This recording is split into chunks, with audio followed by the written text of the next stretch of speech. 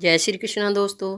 एक बार की बात है कि सुदामा श्री कृष्ण से मिलने गए। 3 लोकों के स्वामी दौड़ते चले जा रहे थे। पीछे पीछे रुक्मिणी, जामवती, सत्यभामा, कालिंदी, मित्रविंदा, सत्या, लक्ष्मणा और भद्रा भी पागलों से दौड़ रही थी।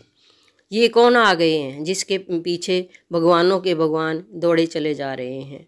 मंत्री, सेनापति, द्वारपाल सब जड़ होकर खड़े हैं।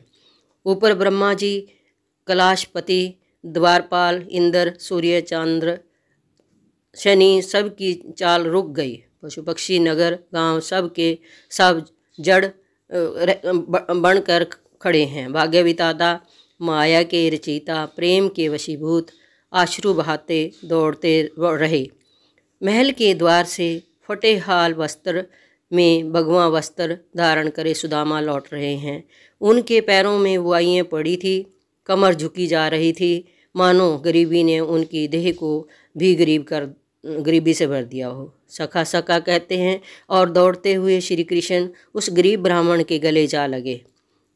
क्षण घड़ियाँ बीतती रही। अश्वों की बारिश में भीगे दोनों मित्र एक दूसरे के गले लगे रहे।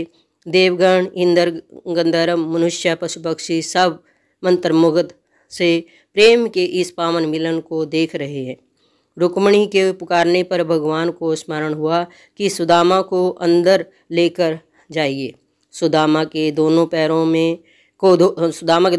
को धोते हुए प्रेम से अश्रुधारा गिराते हुए श्री कृष्ण बार बार मेरे सखा बस यही पुकारते रहे।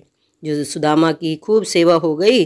श्री कृष्ण ने सुदामा से कहा, सखा मेरे लिए भाभी जी ने क्या भेजा है। संकोच के मारे सुदामा चावल की पोटली को छुपाने का प्रयास करने लगे और मदन मुरारी ने उनसे वह पोटली छीन ली। बड़े भाव से श्री कृष्ण ने पोटली से पहली मुट्ठी भर कर खा ली और सारे स्वर्ण का वैभव सुदामा के नाम कर दिया।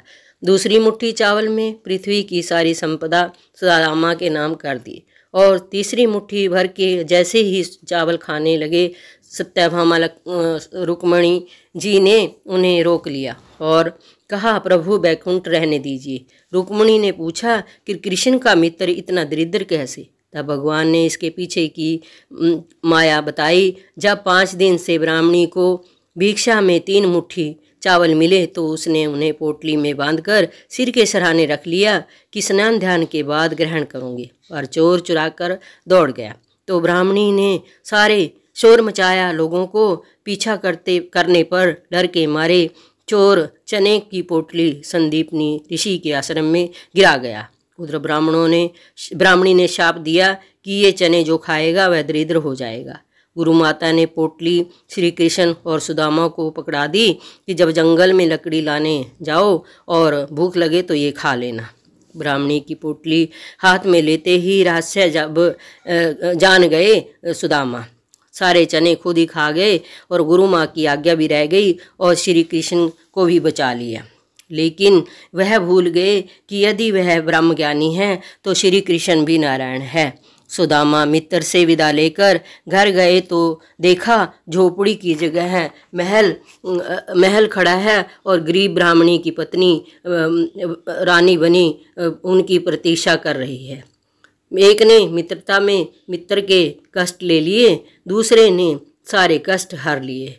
मित्रता भावों के वंश है, प्रेम की वश है। धन संपदा तो आती जाती रहती है पर प्रेम स्थायी रहेगा। जय जय जय श्री कृष्ण। दोस्तों अगर वीडियो अच्छी लगे लाइक करिए, शेयर करिए, सब्सक्राइब करिए। धन्यवाद।